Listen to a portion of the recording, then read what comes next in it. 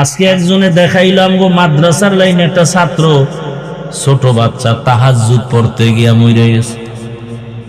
দেখেন নাই? গতকালকের মনে হয় ঘটনা, পরশুদিন তাহাজ্জুদে দাঁড়াইছে ছাত্ররা, 2 রাকাত পড়ছে মনে হয়, এরপরই ওই নামাজ অবস্থায় ঢলে পড়ে গেছে ছোট বাচ্চা। আর আপনার ছেলে আস্তা একটা পুরুষ, নামাজ পড়ে না, সালাম দিতে পারে না, আর নুরানি পড়ে, ছোট বাচ্চা হেফজখানায় পড়ে। মাঝে মাঝে দেখি ভোর রাত্রে আমি সাহারি খাই, ওরা টোস্ট খায়, টোস্ট। ও আমার কলিজার যুবক,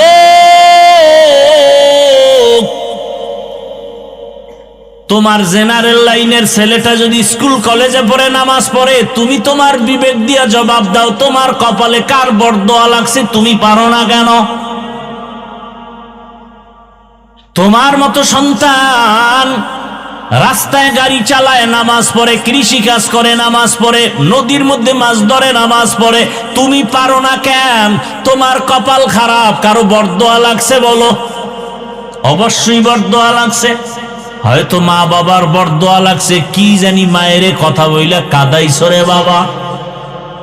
শিক্ষকের বরদোয়া লাগছে, কোন কথা বলে জানি শিক্ষকের বেয়াদবি করে কাদাইছো, না জানি আবার আলেম ওলামার সাথে বেয়াদবি করে কাদাইছো, বরদোয়া লেগে গেছে।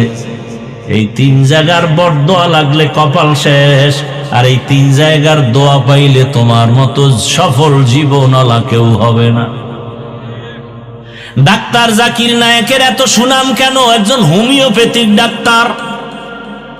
কে জানে তার বাবা কে, কে জানে তার মা, কে জানে তার বাড়ি কই।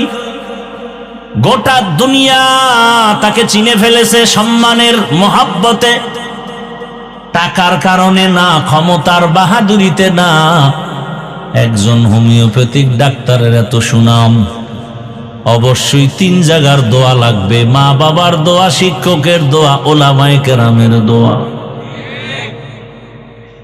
এই 3 জায়গার দোয়া নিয়ে ডাক্তার হও, কসম আল্লাহর, সর্বোচ্চ সম্মান তোমার হবে এই দেশে।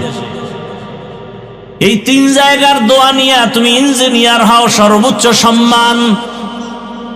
3 জায়গার দোয়া নিয়ে তুমি প্রফেসর হও, সম্মান। আর এই 3 জায়গার কোনো এক জায়গায় যদি বেয়াদবি করে ডাক্তারও হও, তাসলিমা নাসরিনের মতো জুতার বাড়ি খাইয়া দেশ থেকে পালায়ে যেতে হবে। এমন পালান পালাবাজে লাশটাও জমিনে আর আসার কোনো সম্ভাবনা নাই।